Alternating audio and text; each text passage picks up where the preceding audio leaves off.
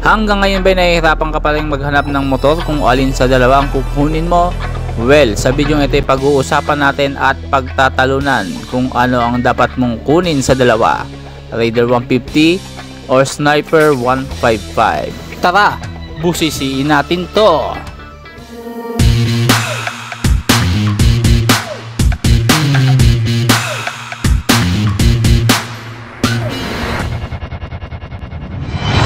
Boss Motovlog.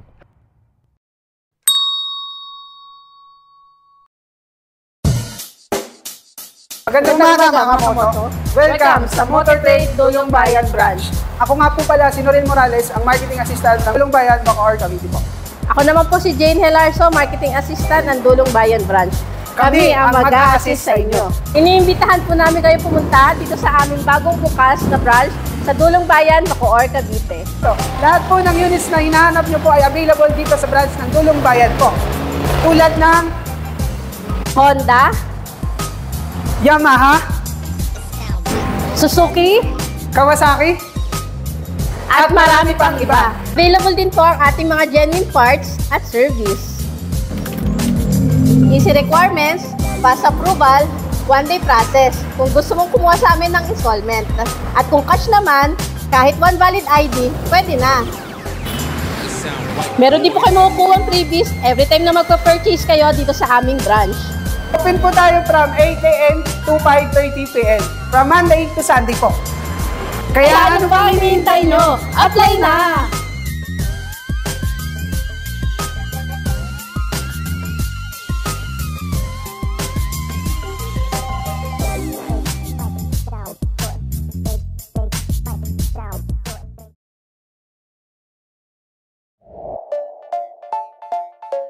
Ang Sniper 155 ay bahagi ng Kando, ang himig at ritmo ng Yamaha para punan ang pangangailangan ng kanilang mga parokyano. Hindi tumigil ang Yamaha sa inobasyon at isa na nga dyan ang Sniper 155 na dating 150cc noon. Kilala din bilang Yamaha T150 na underbone model na gawa ng Yamaha Motor Company mula pa noong 2015. Ito ay iminarket sa pangalang Exciter 150 sa Latin America, Thailand, Vietnam. Sniper 150 MXI naman dito sa Pilipinas at Singapore. Jupiter MX King 150 naman sa Malaysia na pinalakas ng 149cc engine. 155 na sa ngayon. Dating 5-speed, ngayon naka 6-speed manual transmission. Liquid cooled ang makina nito na kayang sumipa ng 17.8 horsepower at 4.4 Nm of torque. May dalawang variant ang inilabas ng Yamaha Sniper 155. Meron niyang standard version at ang premium model. Itong kulay black ang premium model na kung saan ito po ay naka ABS na. Samantalang yung standard version, wala pa po siyang ABS. Ano ba ang meron sa Sniper 155 at bakit kukunin mo ito ngayon? Unang-una sa tindig, mas pinaganda at in-enhance na ang forma ngayon. Pag nakita mo ang Sniper, alam mo, Sniper ang padating sa'yo. Ang forma ng Sniper ay umani nga ng napakadaming parokyano, hindi lang sa bansa, maging sa abroad. Itong Sniper 155 ay merong clutch and assist, may variable valve actuation para sa makina mo. Maganda rin yung upuan nyo, pwede pang long ride, matataba ang gulong, kaya naman sabak yan sa mga cornering kahit malayo yung biyahe, komportable. Naka disc brake po ang mga gulong nito, harap at likod, pero kung gusto mo naman additional safety features, mag ABS ka o yung premium model. Pero para sa mga hindi magugulatin at meron ng skills pagdating sa paggamit ng mga dekambyong motor, well, sapat na itong walang ABS. Kamangha-mangha ang body construction ng motor na ito. Maging sa kanyang mga fairings, ang mga linyahan ay nagko-complement sa isa't isa para mabuo ang isang masterpiece na Sniper 155 na ito. Naka-upright position ka dito kaya hindi mo iindahin ang sakit ng bewang kahit mapalayo ang biyahe. May passing light, turn signal, left and right signal light sa inyong mga buttons, may hazard light yan, kill switch at ignition. Digital na po ang kanyang meter panel. Lahat ng detalye na kailangan mo makikita mo dyan. Walang charger ang standard version, pero sa premium model meron siyang saksakan ng cellphone. LED na ang kanyang mga ilaw, ang headlight, high and low beam, pati yung daytime running light nito. Ang taillight LED na rin, samantalang ang mga turn signals bulb type. Meron din po yang ilaw para sa inyong plaka. May tapakan ng inyong misis. Maganda rin ang kanyang muffler at ang kanyang makina na talaga namang subok at matibay na. Available din ang mga pyesa nito kahit saan sa marketplace makakakita ka, kahit yung mga accessories, at napakadaming groups na pwedeng pagsalihan kung sakaling kukuha ka ng Sniper 155. As reference, pag Raider 150 ang sasakyan mo, meron tong 765mm. Kung 55 in height ka kagaya ko, saktong sakto sa ito. Pero kung Sniper naman, medyo tiptoe ka ng konti dito dahil meron tong 795mm seat height. So konti lang naman yung difference, manageable naman yan kung sakaling hindi mo pa rin abot. Meron naman tayong mga lowering kit o kaya naman magpanipis ka ng gulong.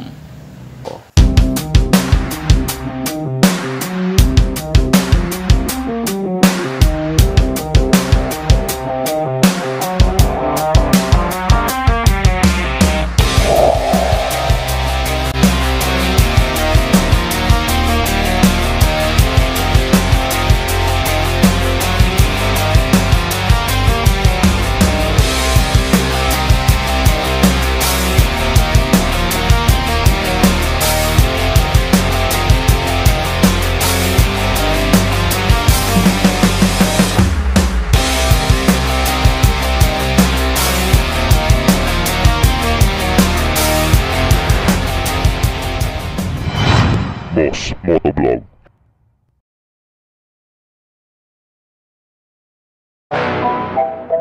Kung sa mga European country ay mahigpit na ipinagbabawal ang 15 horsepower para sa isang maliit na makina, ibahin mo dito sa Southeast Asia. Dahil dito sa tinaguriang bansa ng mga kamote ay pwede ito at hinigitan pa nga ng 19 horsepower na fuel injected na makina nito. Isabay mo pa ang mga mala Superman na hinete nito na walang helmet. Ito ang Raider R150, also known as the underbone kamote king sa bansa, na sumibak sa lahat ng mga underbone mula noon, at sa mga darating pang underbone ay wala na pong magbabago rito, kulay na lang. Inihahandog ni Boss Moto sa pagtulungan ng Lawyer Rider Production at Suzuki ang isang motorsiklo na tinaguri ang hobby nilikha para manatili.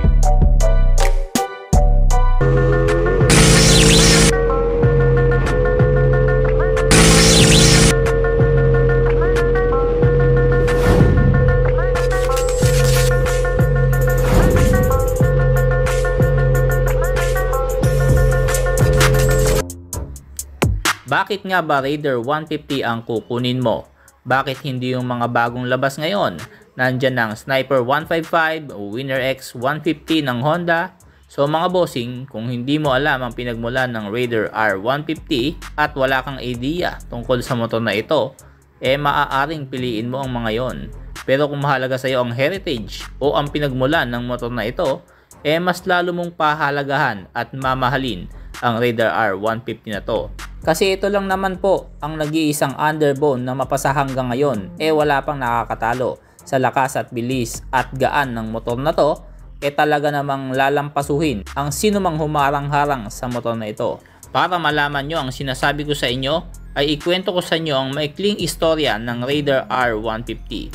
Nagsimula yan sa Suzuki RG150, 2-stroke, 6-speed, at 1996 ito unang namayagpag dahil uso ng mga panahon yon ang mga sports bike, pinapanlaban nila yan sa racing, at pagsapit naman ng mga early 2000, mahigpit namang ipinagbawal ang mga 2-stroke, pangunahin sa Amerika dahil sa usok na nalilikha nito, at ipinalit nga ang FXR 150, 4-stroke ito, at nagulat ang Suzuki sa kinalabasan ng 4-stroke. 20 horsepower ang kayang isipan nitong FXR 150, napakabilis, 4 valves, 6-speed ito, at mula noon nga talaga namang namayagpag rin ito lalo na sa mga kanluraning bansa Pero hindi nila alam, dito sa atin sa Southeast Asia, sumisikat din naman ang mga underbone. Kasabay nga na pagsikat ng mga underbone, yung mga mopeds, magagaang lang na motor, madaling dalhin, madaling i-maintenance. Kasabay nga niyan ang pagsikat at paglobo din ng mga racing underbone. Kini kita akan dapat menyaksikan kehebatan ng penunggang berusia 13 At dito nga naengganyo at na-challenge ang Suzuki bilang isa sa mga manufacturers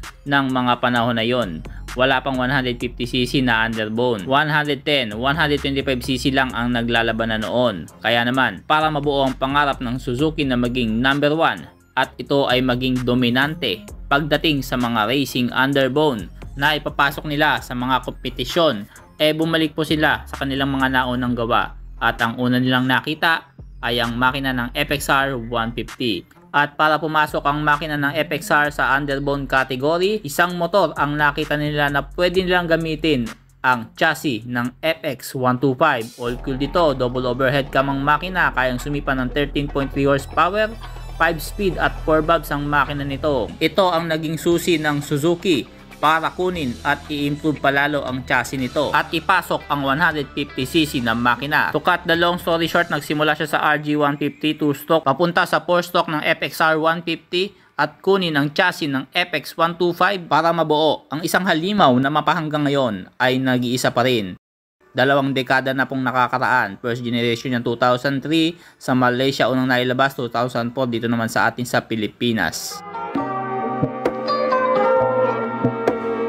Oo, siguro hindi nga ganun kabilis ito kung ikukumpara sa mga big bike o kung galing ka sa mga matataas na sisi ng motorsiklo na nauuso ngayon.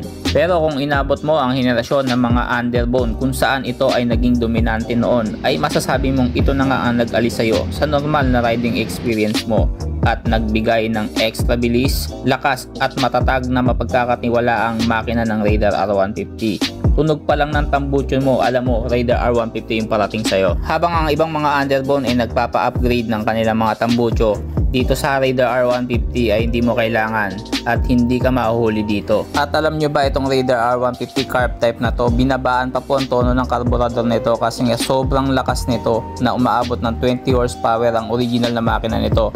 Pero dahil nga para makapasok sa category ng racing underbone, kailangan nilang babaan pa tono ng karburador nito. Ganon kalupit ang motor na ito.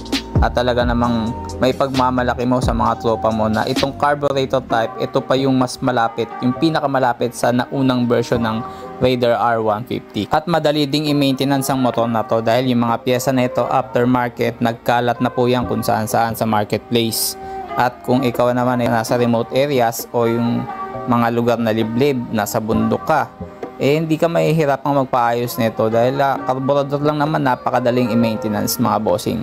Screw lang ang katapat nito, i-adjust mo lang ng konti yan, ay sigurado iwan kaluluwa sino mang sasabay sa motor na to. Ibibigay nito sa iyo ang ligaya at sarap ng pagmamaneho ng isang Raider R150, dala-dala ang history at legasiya ng pagiging Kamote King. Ito lang naman nag-iisang underbone na tinawag na Hyper kasi nga ito yung sumibak sa lahat ng mga underbone at kahit yung mga small big bikes ay kayang sibakin nito. Ito yung mga kataga ng mga nasibak ng Raider R150 na to. At mapahanggang ngayon ay hindi nila yung matanggap kaya tinawag na lang nila silang kamote. Pero so tutusin, Hyper underbone po kung tatawagin ng motor na ito dahil nga napakagaan at kayang sumipa ng 15 horsepower.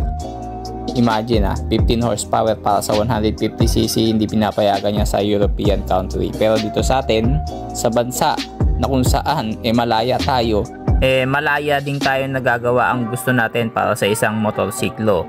Ang iba pa nga dyan, sa sobrang kalayaan, feeling Superman habang nagmamaneho at yung iba, hindi pa nagsusuot ng helmet. Ganyan kalupit.